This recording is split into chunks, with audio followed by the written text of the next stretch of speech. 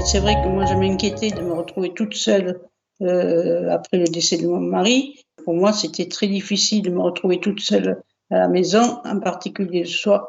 Et, dans les foyers, on vit dans des dortoirs et 8 personnes par chambre. Et là, le 16 mars, lorsque le confinement a débuté, Vincent m'a proposé d'aller chez sa maman et je suis moi aussi dans le besoin d'avoir une famille, si je peux le dire, si je me permets de le dire. Donc, j'ai accepté sans même hésiter.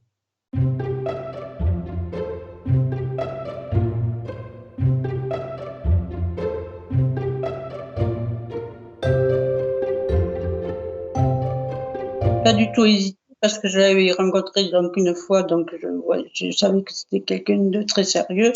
Il arrive avec son sac à dos en tant que valise. Je lui fais visiter la maison pour qu'il voit comment c'était. Et puis je lui dis, tu t'installes comme tu veux, et puis on va trouver nos marques, et puis voilà. Ça s'est fait tout naturellement, on va dire. Et voilà, j'étais confiant, j'étais content en plus d'avoir une famille et dormir au chaud. Donc, ça m'a beaucoup soulagé pour moi.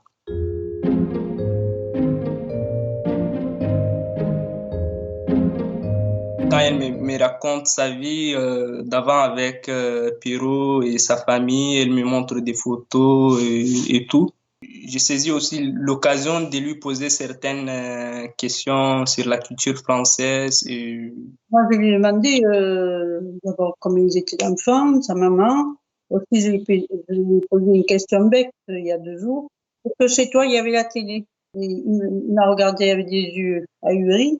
Il m'a dit, non, il n'y a pas d'électricité. Il m'a dit qu'il avait connu 3 guerres. C'est ça que tu m'as dit? Ouais, la guerre des rébellions. Une guerre de rébellion, les coups d'État. Une fois, je lui ai parlé quand j'avais l'âge de 6 ans. Je fais le marché ambulant, j'ai vendu du cube magie et des poches en plastique.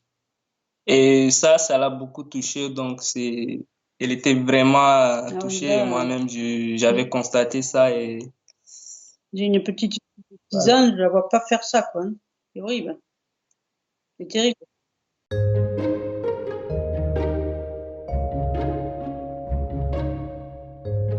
On fait la cuisine tous les deux ensemble. Moi, comme j'ai pas fait la cuisine chez moi, donc c'est elle qui m'apprend à cuisiner. Et pour tous les plats traditionnels français, la fois passée, on a fait le pot-au-feu. C'est ce qu'on fait. On regarde toujours un film après manger. Le monument français, on va dire, entre guillemets, tel que les Tontons Flingueurs. Et après, une fois le film fini, on se met à la couture.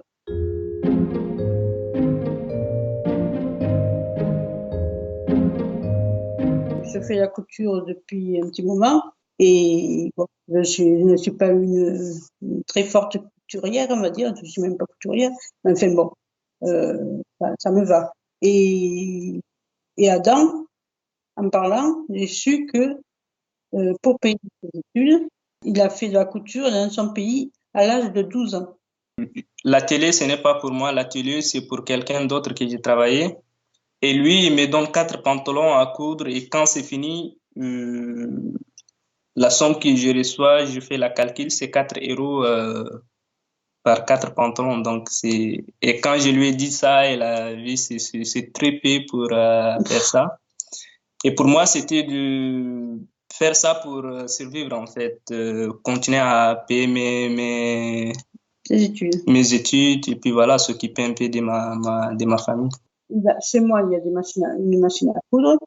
Et donc, il a vu que je couvais, il m'a aidé. Et en fait, quand j'ai vu comment il couvait, à côté, j'avais honte, quoi.